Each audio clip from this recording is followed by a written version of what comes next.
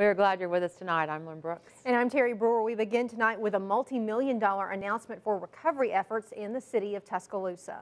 The U.S. Department of Housing and Urban Development is granting the city of Tuscaloosa nearly $44 million for disaster recovery. Details on the funding are in tonight's top story at 5. U.S. Housing and Urban Development Secretary Sean Donovan allocated nearly $120 million throughout the state of Alabama today. Those grants are provided through HUD's Community Development Block Grant Program to support long-term disaster recovery efforts. Donovan says this money is to help local communities recover from severe storms, tornadoes, and flooding in 2011. $43.9 million of those funds are going directly to Tuscaloosa for housing and building infrastructure. Tuscaloosa Mayor Walt Maddox says this gives the city an opportunity to implement the Tuscaloosa Forward Plan. It's revolutionary to think about what our citizens did coming together to say this is how we want to rebuild our community, and now we actually have the means to accomplish the majority of it. This is really a remarkable moment for this community. We're going to look back a few years from now and think back to this day on 15th Street and say, you know, that's the moment, that's when the first domino fell. Maddox says this is one of the largest single grants in Tuscaloosa's history. Same-sex marriage and the rights of same-sex couples took center stage at the Supreme Court again today. The focus, the legality of the Defense of Marriage Act. The federal law, passed in 1996, defines marriage as a union between a man and a woman. Same-sex couples are not eligible for federal financial benefits that heterosexual couples receive, like Social Security and pensions. Supporters of the law say changing it would threaten the sanctity of marriage. After hearing both oral arguments this week, the Supreme Court can decide to make a ruling on the future of marriage or not.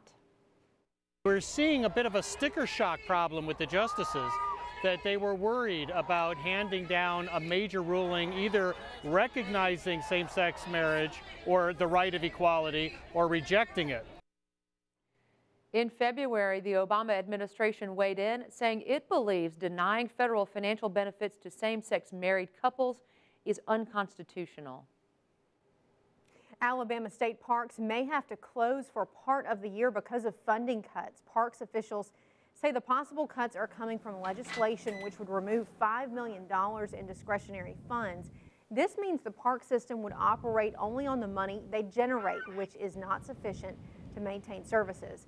Local park managers say they're concerned about the budget uncertainties, and you may not be able to access them year-round anymore.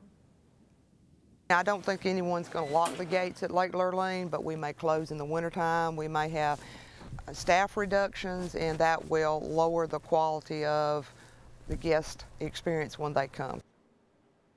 Governor Robert Bentley is weighing in on the funding problems. He's encouraging the state legislature to approve a bill allowing a private company to build a convention hotel at Gulf State Park in Gulf Shores.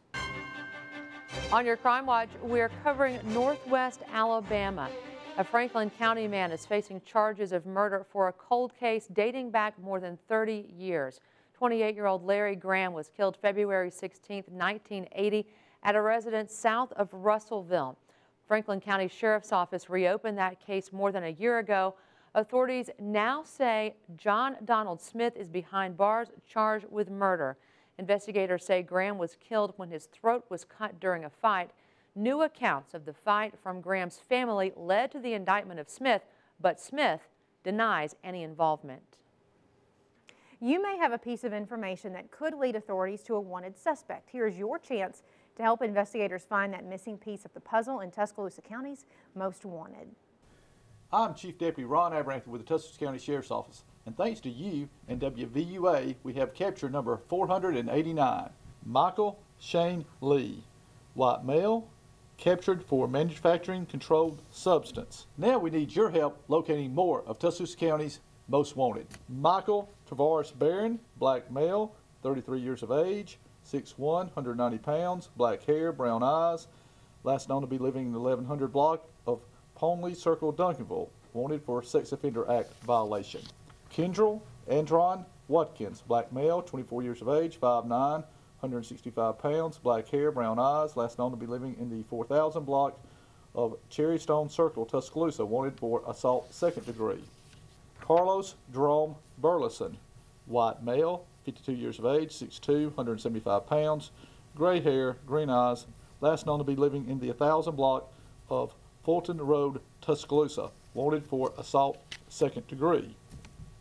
If you have any information on these or others wanted by the Tuscaloosa County Sheriff's Office, please contact us at 464-8672 or on our website at www.tcsoal.org.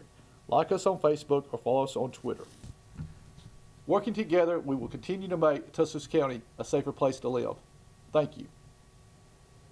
A lot of people on spring break this week are taking in the beauty of Alabama's coast. Lucky them. Yeah. And a favorite thing to do when you're at the beach is get a souvenir, but some may notice a change in the city of Orange Beach. That's because city leaders are clamping down on obscene t-shirts. City leaders have banned those and other items they call offensive. This means stores cannot openly display merchandise that could be considered offensive. The mayor says he found shirts in one souvenir shop that had Orange Beach on them and was sickened and disappointed by the messages on those shirts.